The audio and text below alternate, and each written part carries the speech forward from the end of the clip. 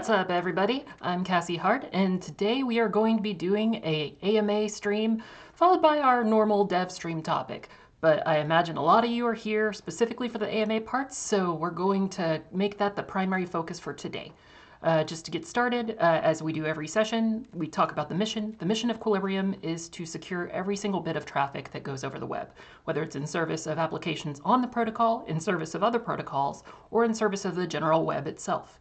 And as part of that mission, we've got a lot to talk about today.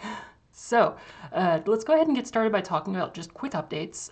Since the last session, which was about 1 month ago, time flies, we have released the 206 release. This was a vulnerability patch. As worker counts were raising higher and higher, there were a lot of people who were a bit more eagle-eyed that were finding themselves asking, are these worker counts real? We know that there's a lot of overallocation that's going on, people that were doing batch operations of workers, it was contributing to higher and higher worker numbers, and the competition in Ring 0 especially was getting very, very fierce. And so some were really starting to dig to see if there were any ways that there could be attacks that people were leveraging that was flying under the radar. The consequence of those findings resulted in the 206 release. But after its application, we saw no net change in worker counts. Immediately, we did see a change in worker counts, of course, because that happens every time we release an update, especially one that causes a breaking change in a network fork. That happens every time. But as the network continued to get more and more nodes updating, the worker numbers actually increased. So it was a pretty good effect. It demonstrated while there were things that people found, and we are eternally grateful to them for finding it, there were actually no net outcomes that indicated any sort of cheating was actually going on. But because these worker counts were still so high, we started to put some more effort into investigating ways to increase the fairness of the network. In other words, making sure that people running the stock client were not being grossly disadvantaged by individuals who were a bit more tech savvy and running custom nodes. At the end of the day, many factors go into the success of a node, including the hardware itself. We can't fix hardware. I mean, at the end of the day, we can't make hardware suddenly better than other hardware that is actually better. But we can close the gaps that exist in software based on stock client versus customized clients. And to that end, we've shrunk the processing time where we issued a patch to make nodes begin proving earlier in the process. And we're working on an update that utilizes specialized processor intrinsics. In other words, for those more technically savvy, the AVX 512 extensions to get proving time even lower. Sometimes it's showing up about twice as fast. And so that's what's quickly coming up. That's part of the 206 P3 release. I wanted to also just take a brief moment to give thanks to the individuals who were instrumental in these findings. The research, the improvements contributed in closing these gaps. That goes out to Love Peace, Sea Otter and his associated team, Big Evil Solo Miner, Victor, and all the other folks who continue to keep Testnet alive as well, and of course, the release signers. Also, since the last update, we released Quorum. Quorum Messenger has been our flagship application that we've been talking about for a long time. Previously, we called it Howler. That was some old baggage of the days that I was running coding sessions called Code Wolfpack. Unfortunately, Howler as a name for a product, we had some naming conflicts, I'll put it that way. And so we picked a name that was more in line with the Q ecosystem as a whole, and it was renamed to Quorum. We launched it, tried to launch it on Christmas Day, quickly fell flat on our face. You know, they say everybody has a plan until they get punched in the face. Well, we got punched in the face pretty darn hard, and we continued to work around it, prevail, and then finally launched, and to a pretty rousing success in terms of numbers. In terms of crypto projects that launch a social product, especially a social product that doesn't have a tokenized incentive like some of the previously hyped and then died things, we actually have done extremely well. We've been growing consistently day over day, growing especially week over week, which is our most instrumental measurement that we can actually provide given how this application works. And we continue to grow in overall messages that are published to the network every single day. That is a rousing success for an application that is so new, so net novel, and running on a new protocol that, frankly, not a lot of people know about yet. The other thing that was launched was our JavaScript Channels SDK. If you haven't had a chance to check that out, we're going to actually review that later in the stream. So stick around for that if you're interested on wanting to understand how to utilize it. And then finally, as we usually do in these brief intros, we talk about what's up next. Up next is Milestone 3 on Testnet, which is a very important part of getting us to 2.1. Speaking of which, I actually should mention this real quick. If for those people who have the old pre 2.0 mints that are not completed yet, please, please, please, please, please go through the portal, get them uploaded, because we are going to have a cutoff window of about January 28th. Please make sure you get those in time, because those won't be able to continue going into 2.1. I'm not going to make any statements about when 2.1's coming out, but read between the lines. So, Quorum public invites are also coming up next after Milestone 3. The QName service is following that. Our S3 and KMS developer previews and SDKs, the Quorum Apex and Space subscriptions, and then also our Quorum mobile app and desktop app betas. So, on to today's topic. We're going to do an AMA. We're going to do a walkthrough of the Quorum codebase after that and talk about things like our tree shard design that some people had some questions about. As part of this, understand, as was stated in the disclosure around the AMA, Quilibrium Inc. has a very strong position with respect to the token about this token is a utility token. We do not talk about it in the context of an investment because we do not perceive it as an investment. It is not a speculative asset. We do not encourage people to speculate on it. But that being said, we're going to try to answer a bunch of hard-hitting questions people submitted. And so we're going to start this off with probably the longest string of questions from one individual. And this came from High Life. They stated, Quilibrium remains a bootstrapped project with no VC backing. While this is great for decentralization, how do you ensure long-term sustainability? Are there plans for funding, grants, or other strategic partnerships? So simply put, we're in the process of fundraising with accredited investors. We specifically, I should note that we are not, making any statements or asks for investors in this particular AMA. That is not how we operate. We operate within the confines of the law under the United States. And our explicit stance is no token warrants and no willingness to engage with investors that demand them. There are many VCs who do not demand these. We talk to them. So let me break down the long-term sustainability question in relation to funding, grants, strategic partnerships. Funding and grants are common components of coins that have pre-allocations. We didn't do this. We had a completely fair launch. Q Inc. had to run miners in the same equal rules that everyone else had. And by consequence, we have well under 1% of the total tokens on the network. Our position on the use of tokens is has not changed. As a utility token, we do not engage or encourage speculation of the token. Our purpose in holding the token is to utilize the network for its intended purposes. One of these cases is Quorum. And other cases also include things like providing AWS compatible services, and additional intrinsics that we want to put on the network for supporting things like machine learning. What we do intend to do is to help developers onboard and provide a free tier of access to these compatible services so people can see the ease of switching over and even begin to do so before having to actually put any money towards it.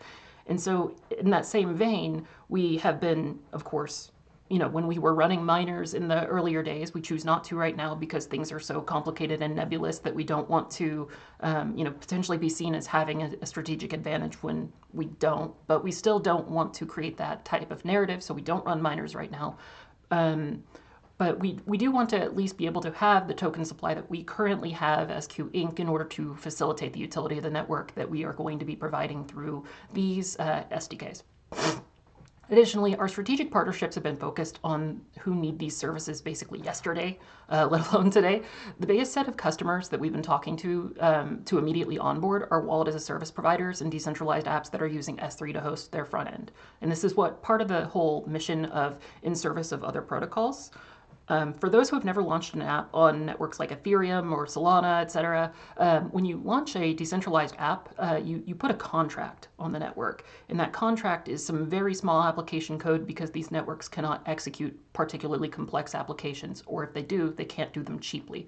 So a lot of the time it's focused on just putting small amounts of data on the network and then putting a very nice, clean user interface that wraps around it. And maybe sometimes a server-side component that's handling some additional bookkeeping and stuff. And the biggest thing, though, and the biggest irony about all of these decentralized applications is that they're not actually decentralized, at least on the front end side, and sometimes not on the back end side. And that's where Quilibrium provides a very nice way that we mesh with other networks. We provide the ability for people to host those front ends, host the back ends, and that's where we're going to fit in really well with that particular side of the crypto ecosystem. So, Other than those individuals, we are, going to, of course, try to encourage other people building, see what new types of applications can be built. Like I said, building new primitives, trying to onboard entirely new concepts that just simply cannot exist in the crypto ecosystem today. One thing that I also want to note about the customers that we're talking to is a lot of these customers have actually spoken to us unprompted. We haven't really done cold sales. Cold sales has been something that, me personally, I'm a software developer. I'm not a salesperson in general. So like as a concept of like trying to do cold sales to people, I can do it, but I'm not really happy about doing it, and I'll do it when I have to. But what's been really unique is that every single time we talk about the unique advantages of the network and what we're building towards, we get so many people who are entrenched in the space already that are building that say, yes, this is the problem that we want to solve. We can't currently do this. We're relying on these centralized things, and we can't move those things on to these chains because they can't support it. So that's actually been really cool. It's just talking about it has actually been a funnel in of itself. I don't want to spend too much time on any one question, though. We have a lot of questions. Have you had any serious questions or serious discussions with investors or ecosystem partners? If not, what concerns have they raised that are preventing them from backing Quilibrium? We've had a bunch of discussions with investors and ecosystem partners. In fact, it's actually the multitude of discussions that we've had with crypto VCs in particular that led us to stop engaging with them entirely.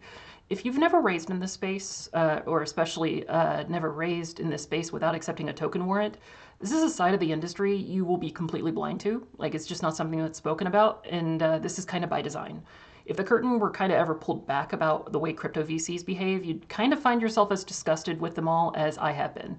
I've had to deal with institutional crypto investors who took their calls inebriated on multiple substances. One who kept darting the camera around the room because he had a prostitute in his Airbnb. One who leaked my pitch decks, taking the call really just to gather intel on the company because they were feeding it to their portfolio companies. It's a pretty gross industry, crypto VCs. So if you haven't had to deal with that before, I know that like this sounds wild and explosive, but the reality is that a lot of people don't talk about it because the other thing that's very insidious about the way that crypto VCs, not all of them, but some of them tend to operate, is that they have these back channels that the moment somebody starts talking about the truth that's happening behind the curtain, they basically blacklist you. And we are probably at the point where we're pretty fully blacklisted with crypto VCs, and it's because we're telling the truth. But one thing I also want to note is that even amongst the ones that are more honest, and I kind of appreciate the honesty, even if it's a bit callous, they ultimately declined with us. And one put it this way: I can just buy the tokens on the market. And so, like, they kind of missed the point that Quilibrium Inc. is basically one of the primary builders of the protocol at this time, sure. But they failed to recognize that, funding the company is crucial to letting the protocol succeed. I don't know why this is such a difficult thing for them to grasp, but some people are too locked into this idea that they're investing in tokens and not in companies. But that being said, traditional VCs have actually been very responsive to us in a positive way. And so that's why we've actually pivoted our focus a while back to no longer speaking with crypto VCs and just ignoring that side of financing for our company. So one of the things I want to get into also to answer that question is the ecosystem partners. We've had a great time with them. Many immediately understand the value prop, as I previously stated. We solve a problem that for many of them they know is either coming or is here or at the very least is very, very near. So let me illustrate, because I've said many times I'm not going to disclose some of these industry partners until they are ready, but I'll illustrate with one example who is a wallet as a service provider. Every single company, to be clear, in this space whose primary product is a retail wallet as a service, note retail, institutional offerings like Fireblocks, totally something different, and they don't have this problem. But they're doing what I essentially call MPC in name only. They actually have a wallet key that's split into 3 shards. Sometimes your browser does it, sometimes they're doing it. But they split it into 3 shards. Your browser holds one, they hold the other 2, with one of them being a recovery share, or they let you take custody of that recovery share. But even if they give you the majority shares of the actual MPC wallet, when you are actually doing signing operations, you are sending that share to them, encrypted, but you're sending that share to them in a way that gets recombined in a trusted execution enclave. Regulators don't care what kind of math you're doing. If at any time you hold enough key shares to constitute the key, it doesn't matter if it's in a black box or not. You are the custodian. Do you know how many of them are properly licensed and insured to be custodians? Zero. Zero of them. So that's kind of the thing that I'm getting at. Quilibrium's MPC key management service solves that problem immediately by taking the trusted execution environment out of the equation and using the network to safely handle this process. Nothing speaks to a company greater than de-risking them from being sued. And that's something that we are solving for that particular audience. You previously mentioned onboarding of large communities to Quorum Messenger, but we haven't seen any announcements. Can you provide specific names or timelines of communities moving to Quorum? Yeah, so onboarding large communities has required functionality to be available on Quorum, Spaces being an obvious major part of that. Invites literally just went out last week and made it possible for communities to build and grow. But outside of the things that we already have, there are 3 pressing problems that we still need to solve before we can onboard them, which is why our roadmap that we've been consistently showing what the progress we've made on has reflected those priorities. And those 3 are public invites, usernames, and token gating, but especially the first 2. To migrate from Discord, a community needs a fast way for people to onboard that doesn't require DMing somebody, and especially in the crypto space, to ensure that, this isn't an impersonation. But also on the same note of ensuring that it's not an impersonation, we need a non-forgeable handle to distinguish the real user in question. So that's why the username marketplace is going to be very important. Once those first 2 items are in place, we'll begin the onboarding process and start announcing these communities that are going to be moving in. What is the actual daily active user count for Quorum? Can you provide retention data to show whether users are staying after signing up? Where does this data come from? So the way that Quorum is designed as an application on queue, it's of course a privacy preserving application. So we can't see messages, we can't see any sort of content about what spaces are being created, we can't see any content about the users. So obtaining precise daily active user count is effectively impossible. Only thing we can really infer is that new users have joined, new spaces have been created, the overall volume of activity and messages over a given day, week over week retention of users by virtue of data dropping off of the 1-week retention window designed into the application. Version 2.1 is the biggest update yet, but what applications are actually being built on it? Are developers actively working on real use cases? What's stopping devs from choosing competitors if there are delays, bugs, or lack of funding? Most of the applications that are planning their move already exist today. They're already applications that people are using today. It's the adaptation to queue or the migration to queue where relevant that's key to when and how they're going to do so. That aside, net new applications are being built. Quorum itself is going to remain a good showcase of how to best utilize the network. And as part of Quorum Symbiosis for Quilibrium itself, we intend to make it easy for applications to embed their functionalities into interactive components. So things like a link to a DEX presenting a swap inside of a conversation, a game lobby invite, gifting somebody a skin that is a collectible on the network, but for a given game, sending somebody a token, etc. Another interesting example of this composability that's in progress, there's actually an individual who's already building an LLM that they're integrating with Quorum to be ready to hook into the DEXs as soon as they deploy to queue. Next question. With current emissions, who is actually buying Quill? What use cases exist today that create real demand beyond mining? So like I said before, we have a certain limitation on what we're going to discuss, but I'll do my best. This question gets into the topic of speculation. We've consistently discouraged that and don't endorse it, but I can speak to the facts on the data that we have seen on the Ethereum chain with wrapped Quill. The largest transactional movement of the wrapped Quill token day over day has been predominantly large volume traders, especially individuals caught up in meme coins.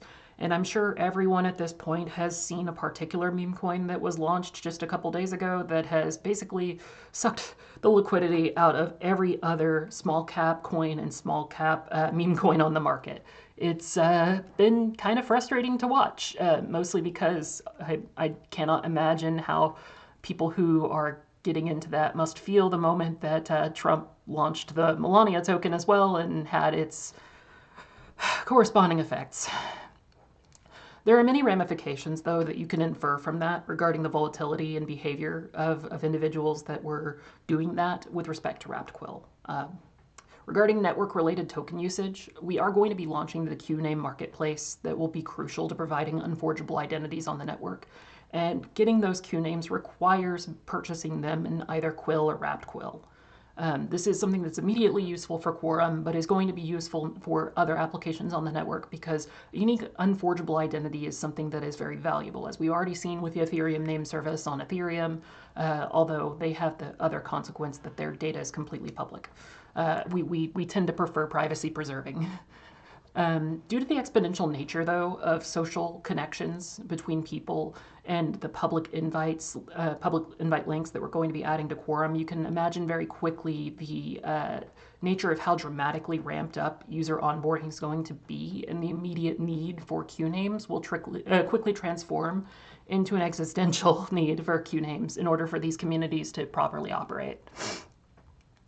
What is the biggest risk to Quilibrium's success, and how are you addressing it? I also will loop in the question from Quill fans as well. It's basically the same thing. Honestly, what will be the greatest difficulty in the process of Quill's success? So to answer that, the biggest risk to Quilibrium's success is its usage.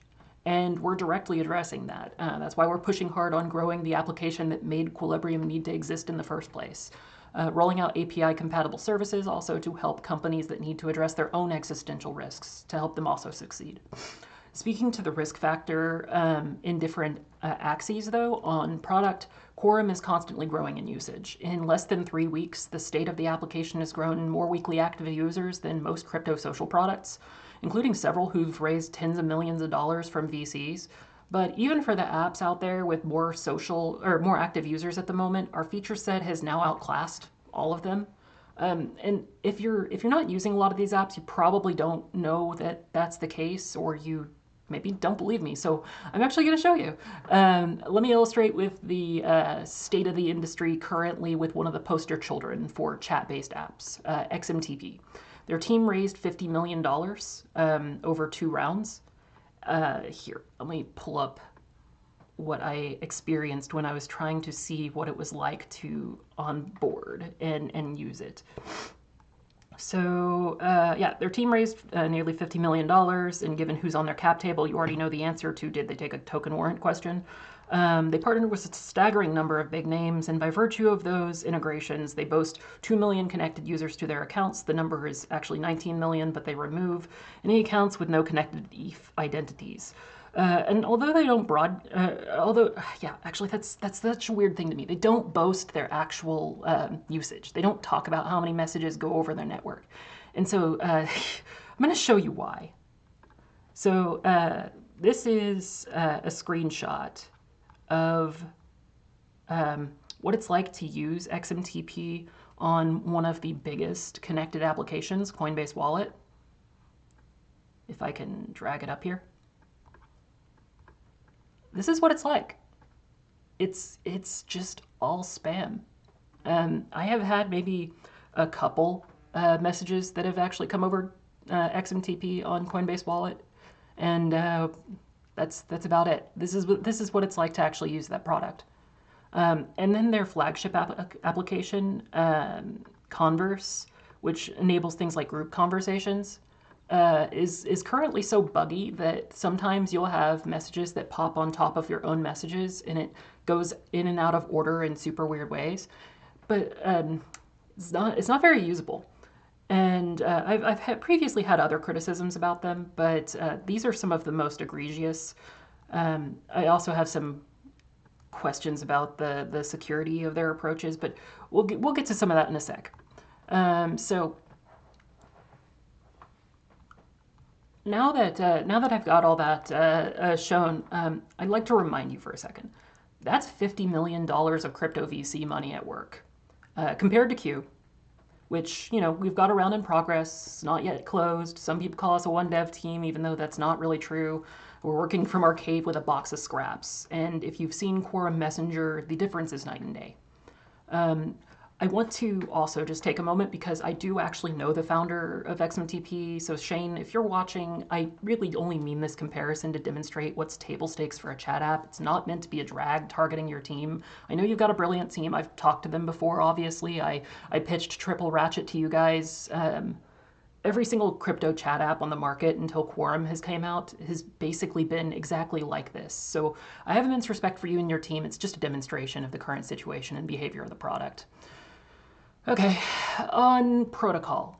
Quilibrium's mainnet launched before Dusk Network. It's one thing I would like to draw as another example of narratives.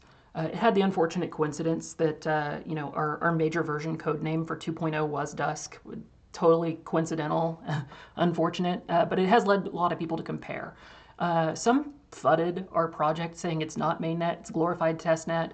That's an inaccurate description though. It is a production network. It has users on it all the time, actively sending transactions, and to be fair, it's processing more transactions in a given moment successfully than Solana managed to handle before it broke down today in the meme coin madness.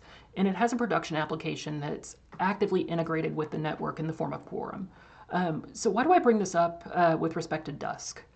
Dusk waited longer than us. They actually started in 2018. The company didn't get founded until just 2 years ago for Quilibrium, but the project's first inception was roughly about 2019 when it was really forming into what is Q today.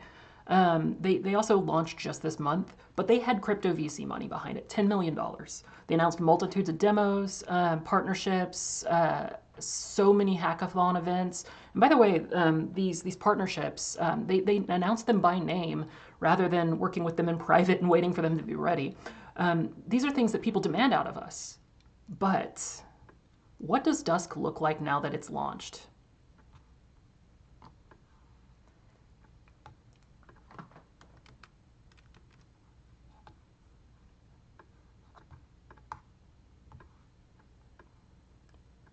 This is from their Transaction Explorer. No activity. They've had roughly a few hundred total transactions on the network in the 100,000 blocks that they produced. And if you think this is something that's been selectively picked out just to take a screenshot, no, I will actually demonstrate it to you right now. This is literally the live mainnet Explorer, 0 transactions in the last 100 blocks.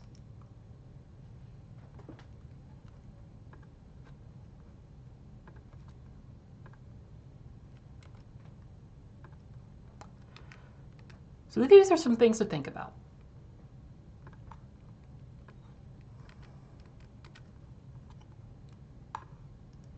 Okay.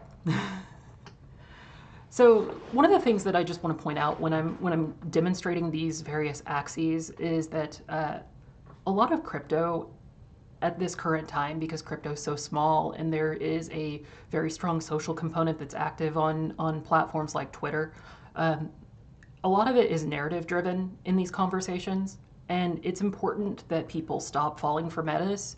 Metas are very temporary. They don't ever stick around, and by the time most people are hearing about it, they're going to be the reason that like that thing fails, and they're going to be the ones holding the bag. When it comes to projects that are actually like trying to continue to build, trying to continue to push through despite the current narrative battles that they have to fight, the thing that's important to understand is it's never as good as it seems when things are great, but it's also never as bad as it seems when things aren't. We're continuing to build, we're continuing to deliver, and we're continuing to ship. Whenever you hear somebody engaging in FUD on this project, I strongly encourage you to not only stop and consider what their motivations are, but also see what they're saying. Like really, what are they saying outside of the project? And I've done that. I'm very open to criticism. That's why I'm having this AMA, and that's why I'm answering tough questions. I've seen what some of these people are saying, and it's wild. Like some of the most virulent anti-Quill posters have also been posting some wildly anti-Semitic global conspiracies. And then you also got the crowd that's just hyping up meme coins, and that's all they're talking about. Their attention is focused on the meta. Or they're bull posting about a competing project. And I won't try to make any accusations towards other projects paying off people to do that, but it happens. So just something to keep in mind. But the last part of that all is that Places like Twitter, their entire business model is focused on extracting as much attention from you as possible, and by consequence, they've found that the most attention that they can extract from you comes in the form of what they consider engagement, but what really it is conflict. These are things to just keep in mind. We believe in you, but transparency is key. Engaging publicly on Discord or Quorum Space would strengthen that. Staying in the Node Runners channel creates distance. Open communication will bring the community closer and keep us aligned. I actually want to clarify real quick. I've been necessarily in a walled garden to protect the project. I know that a lot of people are very aware of the nature of US crypto companies, but we have a very specific set of rules in the way that we discuss things like Quilibrium on the forums that we participate in, because of this lack of regulatory clarity. We have not only an incredible lack of it, we're in an environment with an explicitly malicious, arbitrary, and capricious regulator who is shaking down builders with these mafia-style tactics. Even Uniswap got sued. But, very importantly, that ends tomorrow. So, I actually can't wait to be a part of those spaces and speak more freely. I would be very happy to join you guys. Aquarium. How many core contributors are there right now providing substantial development effort? How committed are you to expanding into a large team of devs and other functions such as marketing? I know there's been talk of an equity raise that you cannot discuss, so looking for a more holistic view of your vision, or answer of your vision. Is there any chance this will end up being a lone wolf operation for a long time? Zero chance. Zero chance it's a lone wolf operation for a long time, because it's not even a lone wolf operation today. The one dev team narrative is pretty tired, because not only do we have 17 release signatories, we have many named and unnamed individuals participating in running testnet nodes and giving feedback, and people who are pen testing, and people who are giving direct commentary about how to make things more performant. But most crucially, where we are in the project's lifecycle, like the number of years since the project has openly began, and the number of people who have actually individually contributed to the code base, is basically in step with the largest crypto networks that exist today at the same point in time for them. One thing I also mention is we have deadlines around the closing of our round. So that's just, we can't talk about that in concrete terms because of the legalities of that, but we do have deadlines. Those deadlines are nearing. And with respect to also the company, like ramping up recruiting and stuff, we actually already have a candidate pipeline that's way larger than we need. So there's not too much to worry about that. El Toro 47, what is stopping you from doing the equity round and starting recruiting immediately? Why is everything taking so long?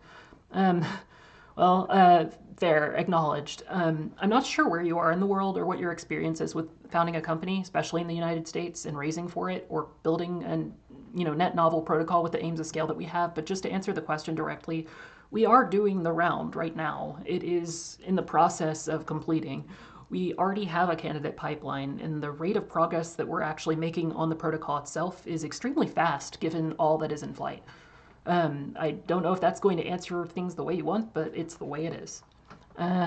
Wave Painter 687, what are the immediate plans for after 2.1? How will we generate traffic in the network? Not sure the motivation of generating traffic in the network, but I'll try to answer.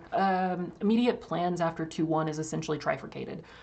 First and foremost, me specifically, what I'm going to be most focused on with respect to the protocol itself is developer evangelism, getting devs onboarded, and building amazing applications that they couldn't anywhere else. Unlocking new primitives for applications that are hard or not yet possible to build on queue, and then deeper integrations with other networks to help improve the privacy of those protocols. Things like trustless bridging from Solana, trustless bridging for all ERC20s on Ethereum. These are things that are in service of other protocols as per our mission. Gaetan said, how many app launches are already planned for 2025? I'll also go ahead and loop in the same question-ish from Slick, which is how many dev teams have already built apps that are just waiting for 2.1 launch? There are ones that there are ones that I'm aware of, and ones that have surprised me. I mean, obviously, Krim, I'm not sure how to pronounce it. They really surprised me with how quickly they came up to bat with things like a wallet, an explorer, they call it a bridge, but it's really a DEX. That one's kind of funky. that was really surprising because I had no conversation with them at all beforehand and did not even know they existed. With that, that's also a note, like always be careful, but at the same time, that was really wild to see. Of the ones that I am aware of specifically, though, there are two teams that are building a custody wallet outside of Quorum. There are two different teams that are focused on building DEXs. One in particular I think is going to be much closer to the 2.1 launch. Another social media application itself outside of Quorum, something kind of closer to the old MySpace days, which is going to be interesting to see.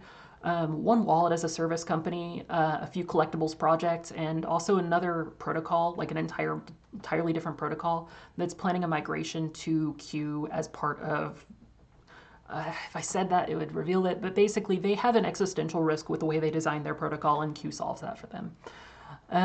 Aside from the ones, though, that I've mentioned, there are many indie developers who are also diving into Quorum's code base right now, just to get a better understanding of what it's like building on Q, which I assume right now they're also realizing it's roughly the same as building for the web at large. Let me double check. I think I just saw something. Okay, with such a large amount of emissions today, most of it is being mined by a few large farms, although Bitcoin is also largely controlled by big farms. Ordinary people still have a chance to mine it. Aren't you concerned that the output is becoming too concentrated in their hands? Additionally, with so much emission, why are you so confident that these outputs will be steadily consumed in the future? So a couple different questions there. The first is that it's being mined by large farms. Is that a concern? One of the core principles of this project is its permissionless nature. In other words, if you are running nodes, then you have equal footing to participate with anybody else. And we've tried to address this through various means by making it harder to do things like the expanded, over-allocated workers. But at the end of the day, if people are putting more resources towards it, then they're also going to get more out of it. And to your note about like similarity to Bitcoin, while normal people can participate in Bitcoin, Bitcoin works as kind of a lottery system. Essentially, the way that you obtain Bitcoin is that you get the right hash. You get a hash that is smaller than the difficulty target when interpreted as a number. But the reality is that statistically speaking, you don't. Like if you're running Bitcoin on a CPU, you statistically will never mine a Bitcoin anymore. Whereas these people who are running these home miners are essentially running highly optimized ASICs that can meaningfully compete when compared to all the other ASICs that everyone is running. But that's the same thing with Q. You are meaningfully competing with everybody else who's running this hardware. The difference is just the number of workers at play. What's also unique about the nature of Q with how rewards are distributed is that they are distributed in a fractional basis based on the number of individuals that are actively proving at any given time. And the uniqueness of that means that instead of somebody who is running a single lone miner for Bitcoin and just hoping someday they nail the magic number and actually get Bitcoin out of it, with Quilibrium, the likelihood of you actually earning Quill is essentially guaranteed. If you are running a miner, you will get rewarded in Quill every single frame that you submit a proof on. That's something very different. The quantity of that, however, works out a little bit differently, but it maintains the same probabilistic outcomes, and that's something to kind of think about. That's one of the unique things. So the concern about output becoming too concentrated in their hands, I'll put it this way. There are people who are basically mining a bunch of Quill and they're holding on to it. And you can see this. You can validate this in the current state of the network, and also you can validate this by virtue of the activity that happens over the bridge. And there are people who do not. I cannot speak to their motivations. I cannot speak to why they choose to do these things or behave the way they do, but there are people who are doing things because of whatever motivations are causing them to do it. And some people are holding on, some people are not holding on. And because the nature of what's happening right now has a lot of the larger miners not holding on to it, it basically creates a open opportunity for people who do not want to run miners to obtain it in some way. I can't speak very particularly about the nature of that, but that has the ability that when things like the username marketplace is online, which will happen very shortly, they'll be able to obtain things like a unique Q name without having to actually run a node themselves. So I expect that as more applications emerge that use Quill in ways that are in service of their own app purposes, you're going to see the conversation shift a bit. Where was I on the questions from the Q&A doc? Okay, JPB, what is your marketing plan towards developers? Are you planning to directly reach out to prominent developers and product teams, especially from ETH ecosystems, using your existing connections? When are we going to have a QCon? We already are marketing towards developers on an individual basis. We're reaching out to them and trying to see how we can, uniquely provide something that is, something they're struggling with. We have more to announce on that soon. Obviously, like I said, we do, we not only have a protocol that preserves the privacy of people, but we also maintain the privacy of the companies that we are working with and the individual developers that we're working with until they're ready. That's just the nature of a beast. I've seen projects that don't do that. I've seen that go very badly for them. And I've also seen projects that, they take a long time to make things happen because, building something net new is hard. And they announce these partnerships and then they actually don't materialize. One example of that you can see is, like I mentioned about Dusk Network beforehand. They actually, announced all these partnerships and mainnet exists and nobody's using it. Where are those partnerships? So we don't want to actually announce the individuals in question until they are ready. And that's just the nature of how we do things. As for a conference, I think people may have taken my acknowledgement of the NyQuil conference name joke as an announcement. It's not. We have not scheduled a conference yet, and when we do, it would need to be a balanced use of company resources to be effective. One amazing example I could point to as a conference done well, but was interestingly enough community executed, was FarCon for the Farcaster ecosystem. That was incredible. That was a very, very amazing conference with really brilliant people, and it had just enough focus on people actually building cool things on Farcaster instead of just partying, which a lot of these crypto conferences tend to be more focused on partying and a little bit of networking. And that's not something that we would want to do. We would want to be actually more like FarCon and be focused on people who are building, interested in Quilibrium, wanting to see Quilibrium succeed, and also the networking that comes along with that, and any vendors, sponsors, etc. Governance. How is governance going to work after 2.1? How are the improvement proposals going to be decided? Governance in 2.1 is a matter of protocol consensus. That's just the nature of how things have been developed. As a variant of being in the proof of work family of protocols, ultimately mining operators hold sway in decisions on what receives the most hardware resources, but social consensus is ultimately the community factor that holds sway in which fork is the most respected if a fork ever arises. Serbiano93, are known crypto players like Vitalik, for example, aware of the project? Many respected players in the space are aware of the project. I'm in a lot of group chats with founders of very substantial projects. They are probably not happy about being drive-by tagged on Twitter about it. I know that some people have done that for Vitalik. I'm not sure that he appreciates that, just because, like, what is he going to say right at this moment? That would be very rude. GA7, coin emission will depend after 2.1 of the data storage. How will you record it, and where can we track this data? So it's actually baked into the consensus model, and if you wait until the tree shard topic later at the end, you'll see what I mean by that. The size of the polynomial actually dictates the amount of space that's being utilized, or vice versa. The amount of space being utilized dictates the size of the polynomial, and that ultimately rolls up to the global network state as an implicit sum of the total state being used. Yeah. Have you started the process of recruiting other developers, or are you waiting for the equity raise to be effective before starting the process? When can we expect the team to grow significantly? Yeah, as previously mentioned, the candidate pipeline is longer than we actually will have room to hire for. Once the raise is announced, we'll very quickly grow the queuing team. The FUD on the project is at its worst. How can you reassure the community, and what would you say to all the people who are crying scam? As I said earlier, it's never as good as it seems, but it's never as bad as it seems. I won't speak to price because, again, we don't encourage or endorse speculative activities, but greater utility on Quill is emerging in the form of Quorum, the upcoming AWS APIs, and broader features of 2.1. People saying rude things on Twitter and speculator sentiment doesn't change the fact that we continue to ship, we will continue to ship, and we will not stop shipping. Jimmy A9538. Could something like an online market be created on Quilibrium? Also, what other useful applications could be made to bring people into the space? The QName service will be a demonstration of an online marketplace. It'll be one that obviously Quilibrium is going to be hosting and supporting, but as I mentioned before, we're after the broader TAM of the whole web, not just crypto. Our mission is aligned to also supplanting Amazon Web Services. So online marketplaces, storefronts, all the basic things that people use AWS for right now are things that we want to host on Quill in the long run. Slick Playdropped.io asked, will we be able to run a remote Linux server on Quilibrium with a fixed IP address? Is this likely to be price competitive with existing cloud solutions? If not, what price premium would you see, 1.5x, 3x? So the meta virtualization runtime is what is needed to actually do that.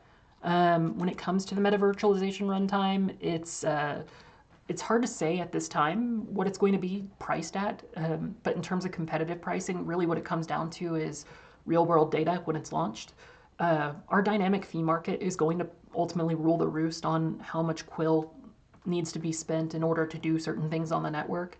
And similarly, there's essentially a baseline fee for execution for meta virtualization.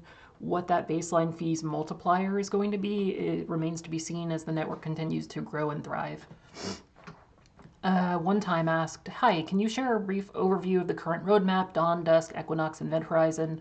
Also, are there any details you can share about apps in development and any news on QCL? I already talked about the apps in development. So current roadmap, just to pull that apart, Dawn happened a while ago. Dusk is what's currently in progress. Equinox is essentially after we're done with 2.1, Equinox is the release that starts to ramp out a lot of primitives for AWS-style services.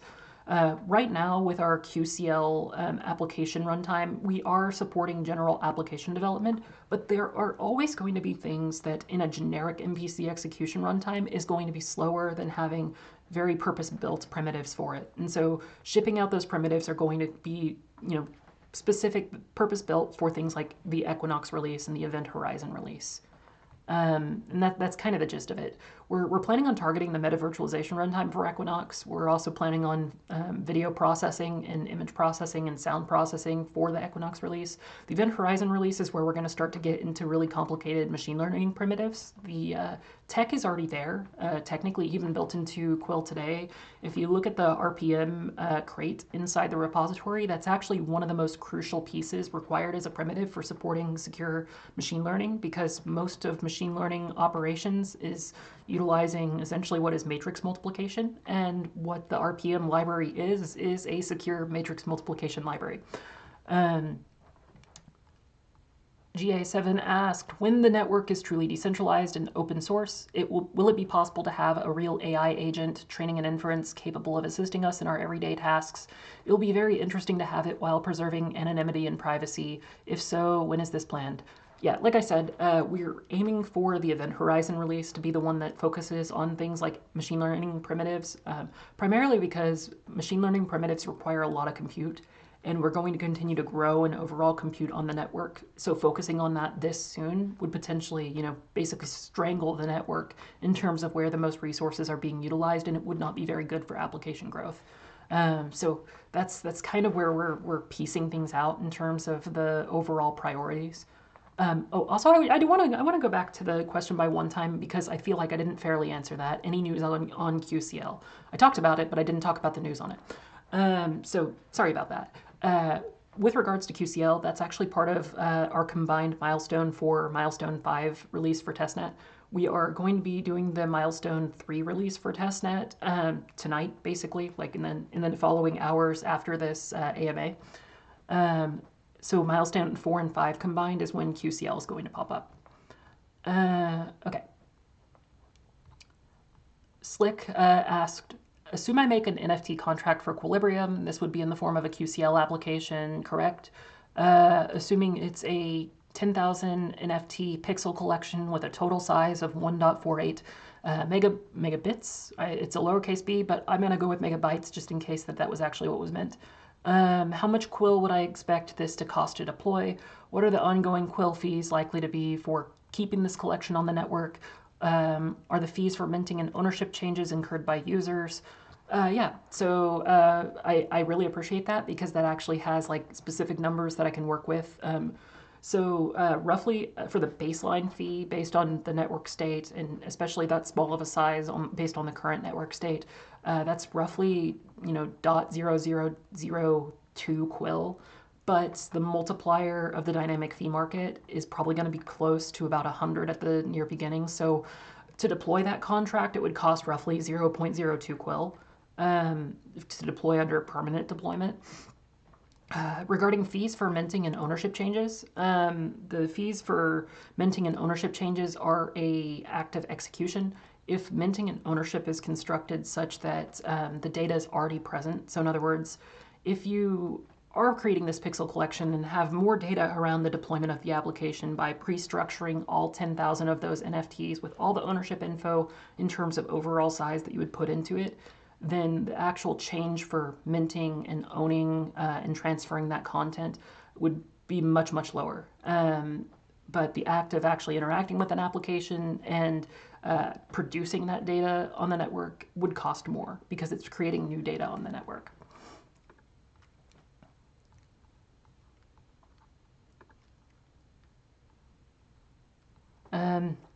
Can't really answer that. It's not an actual question. It is using CPU. All of these are using CPU, and we can see clear evidence of that.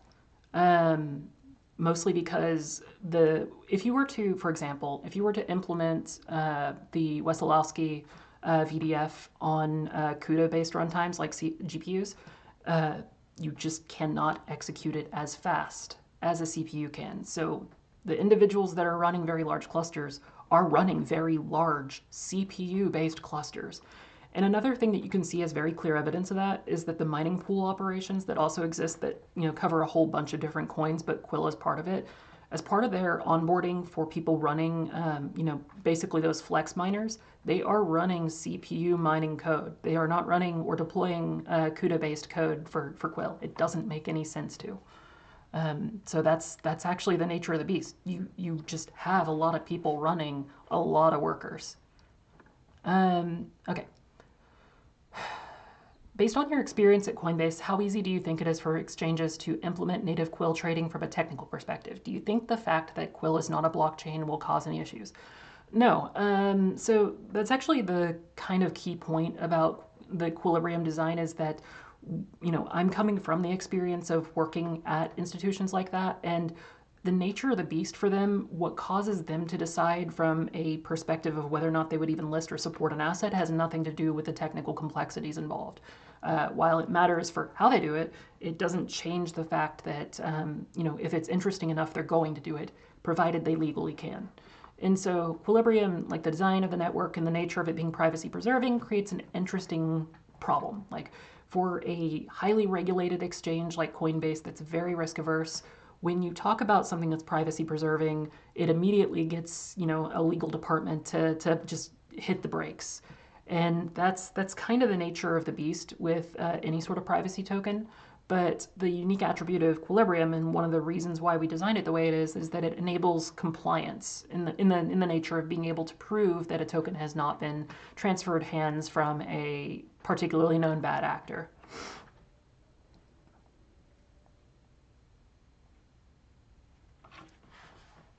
Okay, I see that people are going to start spamming. I'm just going to say, stop. There's no point in spamming. I'm not going to answer that. Okay. What does the emission of 2.1 depend on? If emissions expand infinitely without consumption, how can confidence be established? Although you are optimistic about the future fee market, if the market does not progress as expected, have you considered other ways to reduce the pressure of selling? Like I said before, we don't engage in speculation of the token, but ultimately, emissions don't expand infinitely. The nature of proof of meaningful works token issuance and emissions behavior is intrinsically bound to the state of the network.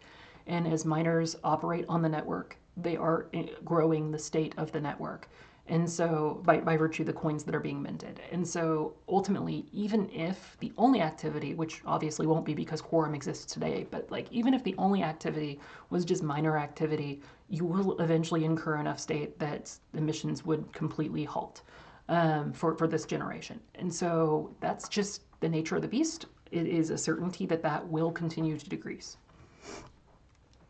Maddie, hey Cassie, are there any future plans for queuing to build an encrypted email service following the success of Quorum Messenger, Apex subscription service maybe? That's a little complicated to answer, mostly because there are a few private email services out there today, and the nature of the beast when doing encrypted email is that encrypted email services, unless you are doing something that is completely on a different protocol standard than SMTP, you have to deal with SMTP. And so by consequence, you have to deal with the entire ecosystem of SMTP-based servers today. And almost all of those have converged into this triumvirate of Microsoft, Google, and Amazon. And if your service becomes particularly known for people who are using it for spam or any other vectors, you basically get blacklisted. And so trying to participate in that ecosystem, if we're talking about SMTP, doesn't make sense. Additionally, encrypted email services historically have been harassed a bunch, and it's just the nature of the beast. We'd like to avoid that for a longer period of the company. Before we have to actually start to fight. Gaitan asked, can the Quilibrium network continue to grow in the event that the token no longer has much value? Again, talking about speculation. Could the node runners have to stop their activity and jeopardize the functioning of the network? The network will continue to grow regardless of the number of miners on the network. If there are fewer miners, then there are fewer miners, but as long as there's enough that continues to replicate the storage of the network, then the network will obviously continue to go. AWAP asked, can you please explain in more detail how the native token is used when using different apps? Perhaps you can explain this using an example of the Quorum Messenger. If I understand correctly, node runners receive fees when messages are sent. As a user, do I then have to pay a fee every time for sending a message? At the moment, you are understandably cautious about what you say. In the last few days, the future president of your country launched a meme coin. Does this change your attitude, and can we expect more direct communication from you on certain topics in the future? Certainly more communication and more interactivity, being on more spaces. I have no problem doing that. With respect to the nature of Quorum and how that relates to the network, messages are transient on the network. They don't incur fees, but data storage on the network does. And so things like the image upload service, which handles images that are larger than the message level limits, that will be something that does incur fees on the network, and node runners receive those fees. So that's kind of the relationship with the token with respect to Quorum. Things like the name market, same kind of concept, because you're incurring permanent state, that kind of thing. I believe somebody smashed their keyboard when they created this name, but VNKDF KJFV. How does Quilibrium Inc. handle user metadata in the Quorum ecosystem? Specifically, does the network inherently detect if a user is connected on multiple devices? No. Can Quilibrium Inc. or anyone else access details like the number of connected devices, their names, or their activity? No. What measures ensure that this metadata is either inaccessible or anonymized? It's encrypted. The only thing that exists as public data is public keys. Metadata collection. How does Quilibrium ensure that applications running on the network cannot collect sensitive metadata such as user location, IP address, or device details? We can't stop an app from doing that, but if you noticed in the earlier question about the, yeah, Cubongo cat smash keyboard gif, as I mentioned earlier on the NFT topic, by preloading all of those slots for that data, that would be a more expensive operation, and it also has a consequence depending on how it's constructed to be much slower. So the nature of building applications on Quilibrium in order to be efficient and useful actually kind of encourages designs that are way less oriented around capturing and having access to as much data as possible. It actually becomes more expensive to do the evil thing than it becomes to do the right thing. Let's see. What architectural or protocol level protections are in place to ensure that app developers cannot bypass these restrictions either intentionally or accidentally? So if a user is using an application on Quill that is at the application level of Quill, like interacting with the protocol, um, they don't have access to that information. Like an application doesn't have access to that user's location or IP address or device details. If somebody builds an application that collects that information, then you can't stop them. But at the same time, people would also choose not to use them because they'd be very expensive. Privacy apps. Does Quilibrium Inc. intend to create a portfolio of privacy-first applications to showcase the network's capabilities? For example, could you envision an open-source decentralized e-commerce app where sensitive information is cryptographically altered or cryptographically deleted after use and only retrievable temporarily by the app through a special code that the user can send in order to make after-sales service possible? That's actually I expect to be a very common type of application that people move onto the platform. And that kind of showcases the unique strengths, is being able to keep data in an encrypted context and verifiably prove to the person who provided that data whether or not it's deleted afterwards. How might Quilibrium encourage similar privacy practices from third-party developers? I mean, at the end of the day, third-party developers are going to do what they're going to do, but the nature of the way the protocol works makes it more expensive to do the wrong thing, just because it's just more data. Another name that is also looks like a keyboard smash. I'm sorry if somebody, these questions were provided to me, so I don't know if these are your actual usernames or not. But CKLNCDSQLJHLVB asked, privacy of transactions. Will a user's Quorum address also serve as their Quilibrium address for financial transactions? No, we would strongly discourage that. If so, will every person I message be able to see my transactions and token balance, or will there be something like a whitelist? No, people will not be able to see your transactions on 2.1. You would have to basically expose that information intentionally to somebody, either in the form of a zero-knowledge proof to simply demonstrate that it exists, or actually give them the decryption key. Okay, so I see that we are definitely being now rated. This is getting a little bit frustrating.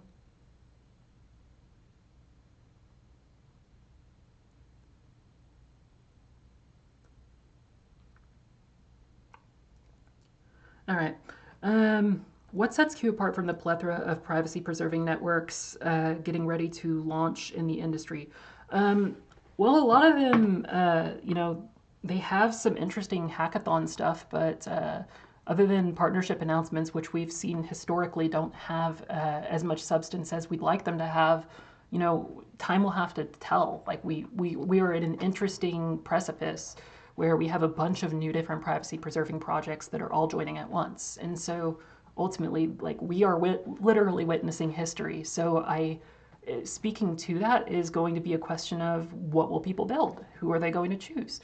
And what we're trying to do is we're trying to garner as much of those developers in earnest in a way that shows unique advantages that some of the other networks don't necessarily have.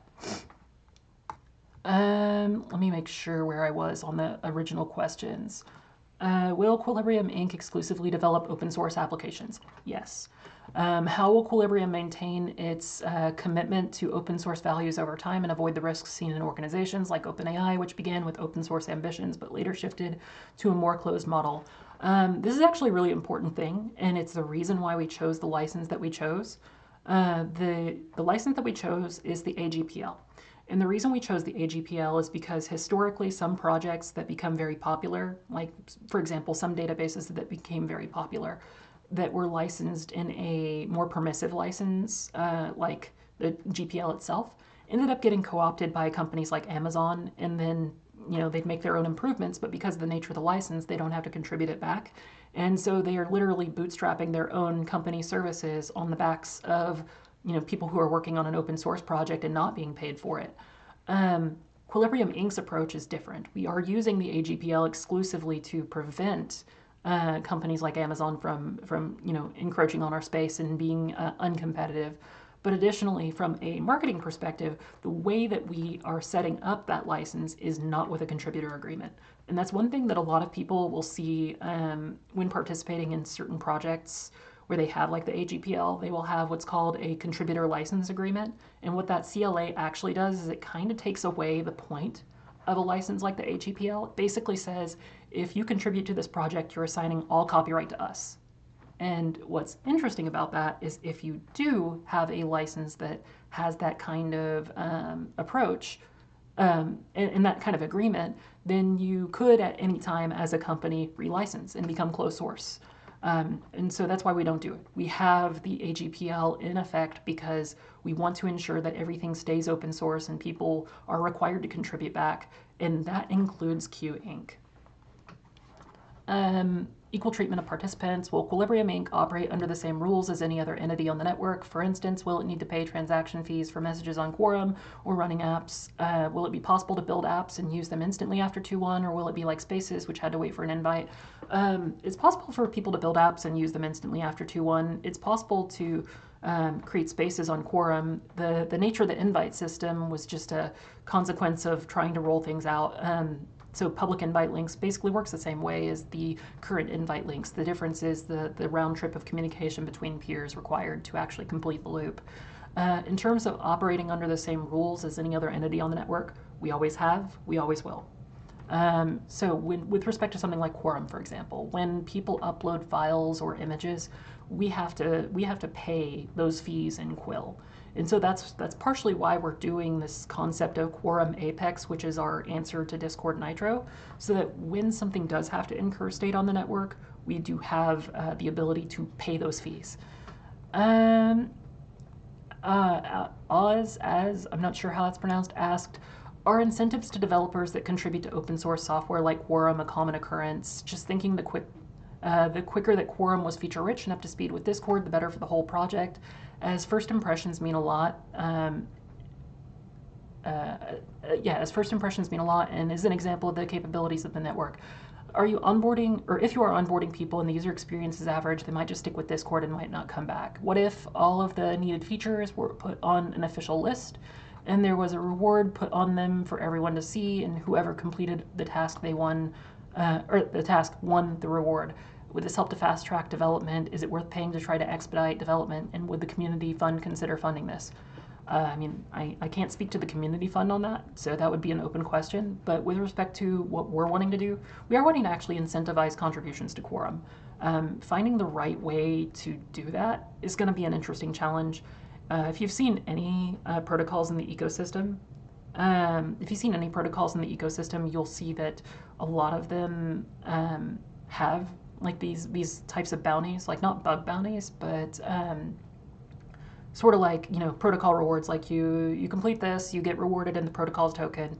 And it creates a perverse incentive because not only does it result in a lot of people producing very low effort PRs that are just like ChatGPT fed, but it also creates a lot of contention about the way in which those PRs are reviewed, judged, assessed, and given rewards. I mean, like, for example, you can look at the Optimism ecosystem and their retroactive grants. There's so much drama that happens around that because they don't have a good series of concrete rules about what gets rewarded, how it gets rewarded, how is it assessed, and how is it transparently assessed. And so that's something that, like, when we do this, we want to do this thoughtfully, meaningfully, and fairly. Will we reach 2.1 at the beginning of February? I'll put it this way. There's something I said at the beginning. Rewind and check that. Okay, that wraps up the Q&A. If there's any questions along the way, I will answer those questions. But, that wraps things up. I do appreciate people asking hard-hitting questions. Like, I know that as a leader of a project, it's not always fun to hear criticism, but I feel like that is literally what every project founder should do, regardless of that. Like, if you're not doing it, then you're doing something wrong. Very cool that Q will involve storage. Yeah, that's kind of like the core of the network design. Otherwise, we wouldn't be able to execute any applications. But yeah, I really do appreciate the feedback. Obviously, for example, like when it comes to the concerns about like big mining operations, I obviously was very concerned about that and was very responsive and quick to adapt. And that's why there's things like the 206 release and the 206 patches that have increased the amount of, or decreased the amount of time available to frames and increased the amount of time to people running the stock client to issue proofs on time. We're not always going to get things right. That's just the nature of the beast. But we will always try to do things in service of the greater good of the protocol.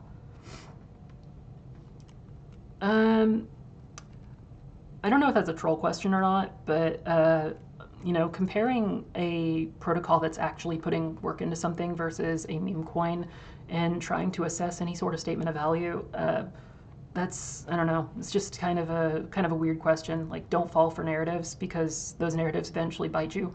It's like, for example, the peanut coin that was, a meme coin that was all the rage for a little bit. When you try to like play into narratives and you try to time narratives, you might luck out a few times, but generally, like people who constantly stay narrative focused on their projects, for example, like when AI became the meta, AI agents became the meta, you saw a bunch of projects pivot into AI. When you try to always chase narratives, whether it's meme coins or anything else, you always end up on the losing side if you continue to do it, because essentially narrative plays are gambling. And when it comes to any sort of gambling, the house always wins. And in this case, you're not the house. So like, it's just not a responsible thing to do as a protocol. That's just not something that you should do. And we're going to continue to do that, do the right thing. First of all, thank you, Cassie and Q Team, for everything you have sacrificed and done so far. Question, when do you sleep? Saturday? I don't know. My sleep is very stochastic. If you